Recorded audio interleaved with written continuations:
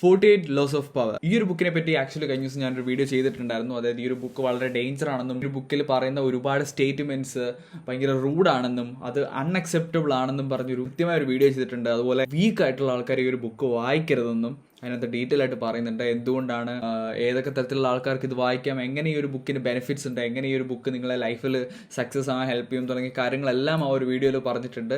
നിങ്ങളത് കണ്ടിട്ടില്ല എന്നുണ്ടെങ്കിൽ അത്യാവശ്യമായിട്ട് ആ ഒരു വീഡിയോ കാണുക. ആ ഒരു വീഡിയോയുടെ ലിങ്ക് തന്നെ ഇവിടെ കൊടുത്തേക്കാം. സോ നിങ്ങൾ ഇപ്പം തന്നെ പോയി കാണുക. ഇതൊരു 48 വീഡിയോസ് അടങ്ങിയ ഒരു സീരീസ് ആണ്. അപ്പോൾ ഈ ഒരു വീഡിയോയിൽ ഇതിനകത്ത് ഓരോ ലോസിനെ പറ്റി ആയിരിക്കും പറയാൻ പോകുന്നത്. വളരെ സിമ്പിൾ ആയിട്ടുള്ള രീതിയിൽ സിമ്പിൾ ഡെഫിനിഷനിലായിരിക്കും ഇതിനകത്ത് എക്സ്പ്ലെയിൻ ചെയ്യാനായിട്ട് പോകുന്നത്. അപ്പോൾ ഒന്നുകൂടെ പറയട്ടെ, ഈ ഒരു ബുക്കിനെ പറ്റി യാതൊരു ഐഡിയ ഇല്ലാത്തവരാണെന്നുണ്ടെങ്കിൽ ഉറപ്പായിട്ട് നിങ്ങൾ ആ ഒരു വീഡിയോ പോയി കാണുക. ഡിസ്ക്രിപ്ഷനിലും ലിങ്ക് കൊടുത്തേക്കാം. എങ്കിലും മാത്രമേ ഈ ബുക്ക് എന്താണ്, ഈ ബുക്കിന്റെ ഗുണം എന്താണെന്ന് നിങ്ങൾക്ക് മനസ്സിലാവത്തുള്ളൂ. ഫസ്റ്റ് ലോ എന്ന് പറയുന്നത് നെവർ ഔട്ട്ഷൈൻ ദ മാസ്റ്റർ. അത് ഞാൻ ഓൾറെഡി പറഞ്ഞു. കഴിഞ്ഞ വീഡിയോയിൽ ചെന്ന് കഴിഞ്ഞാൽ ഇതിനെപ്പറ്റി ഒരു ഡീറ്റെയിൽ ആയിട്ടൊരു ഐഡിയ കിട്ടും ഈ ഒരു ബുക്കിനെ പറ്റി. അതിനകത്ത് ഞാൻ പറയുന്നുണ്ട്, ഈ ബുക്ക് കംപ്ലീറ്റ്ലി മാനിപ്പുലേഷൻ ആണ് ഇതിനകത്ത് മെയിൻ ആയിട്ട് ഫോക്കസ് ചെയ്തിരിക്കുന്നത്. എനിക്ക് personally തോന്നിയാണ്.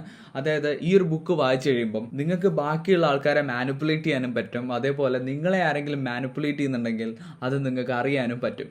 So never outshine the master.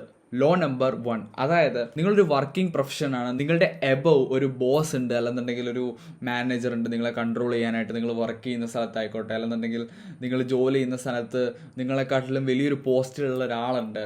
നിങ്ങൾക്ക് അയാളെക്കാട്ടിലും അല്ലെന്നുണ്ടെങ്കിൽ ആ ഒരു പോസ്റ്റിൽ ഇരിക്കുന്ന ആളെക്കാട്ടിലും ടാലന്റ് ഉണ്ടെന്നുണ്ടെങ്കിൽ നിങ്ങൾ ഒരിക്കലും ആ ടാലന്റ് പുറത്ത് കാണിക്കരുത്. കാരണം അങ്ങനെ നിങ്ങളൊരു ടാലന്റ് ഉള്ളതായിട്ട് കാണിക്കുകയാണെന്നുണ്ടെങ്കിൽ അയാള് നിങ്ങളെ പൂട്ടാനുള്ള നെക്സ്റ്റ് സ്റ്റെപ്പ് എടുത്ത് വെക്കും. നിങ്ങൾ പോലും അറിയാതെ നിങ്ങൾക്കെതിരെ മൂവ് ചെയ്യാനായിട്ടുള്ളൊരു പാരലൽ ചാനൽ അയാൾ വെട്ടിത്തുടങ്ങും. അതാണ് ഇതിനകത്ത് മെയിൻ ആയിട്ട് പറയുന്നത്. അതുകൊണ്ട് തന്നെ എപ്പോഴും നിങ്ങളുടെ മുകളിലുള്ള ഒരാള്, അതായത് ബോസ് ആയിക്കോട്ടെ, നിങ്ങളുടെ മാനേജർ ആയിക്കോട്ടെ, നിങ്ങളുടെ മുകളിൽ വർക്ക് ചെയ്യുന്ന അല്ലെങ്കിൽ നിങ്ങളുടെ മുകളിലത്തെ പോസ്റ്റ് അയാളായിരിക്കും മേ ബി നിങ്ങളെ കൺട്രോൾ ചെയ്യുന്നത്. ആ ഒരാളോട് നിങ്ങൾ എപ്പോഴും നിഷ്കളങ്കമായി വേണം പെരുമാറാൻ എന്നാണ് 48 ലോസ് ഓഫ് പവറിലെ ഫസ്റ്റ് ലോയിൽ പറയുന്നത്.